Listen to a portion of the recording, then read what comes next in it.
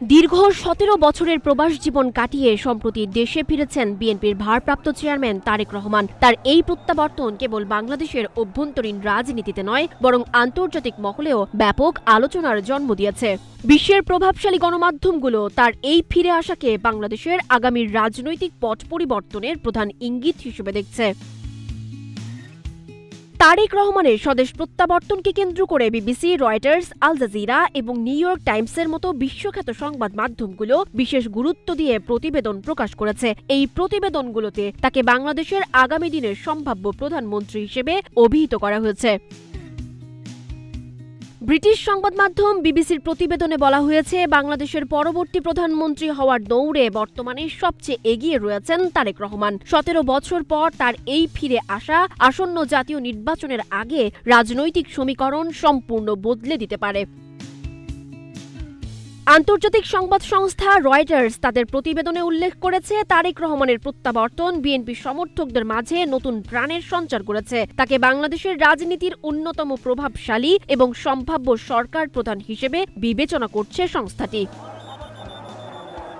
৬০ বছর বয়সী তারেক রহমান, যিনি সাবেক প্রধানমন্ত্রী বেগম খালেদা জিয়ার সুযোগ্য উত্তরাধিকারী, ২০০৮ সাল থেকে লন্ডনে অবস্থান করছিলেন। তার স্বদেশ প্রত্যাবর্তন উপলক্ষে রাজধানী ঢাকায় যে গণজোয়ার দেখা গেছে, তাও বিদেশি সংবাদ মাধ্যমগুলোর নজর এড়ায়নি। রয়টার্সের তথ্যমতে শাহজালাল আন্তর্জাতিক বিমানবন্দর থেকে সংবর্ধনা স্থল পর্যন্ত লাখো নেতাকর্মী ও সাধারণ মানুষের উপস্থিতি ছিল চোখে পড়ার মতো। ব্যানার, ফেস্টুন আর স্লোগানে মুখরিত রাজপথ জানান দিচ্ছিল তার বিশাল জনভিত্তির কথা।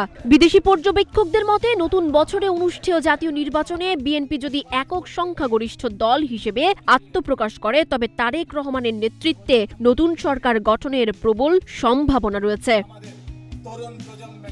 প্রায় ২ দশকের নির্বাসন কাটিয়ে তারেক রহমানের ফেরা বিএনপির জন্য যেমন সাংগঠনিক শক্তি বৃদ্ধির কারণ, তেমনি আন্তর্জাতিক মহলের কাছেও এটি বাংলাদেশের গণতান্ত্রিক প্রক্রিয়ার একটি গুরুত্বপূর্ণ ধাপ হিসেবে বিবেচিত হচ্ছে।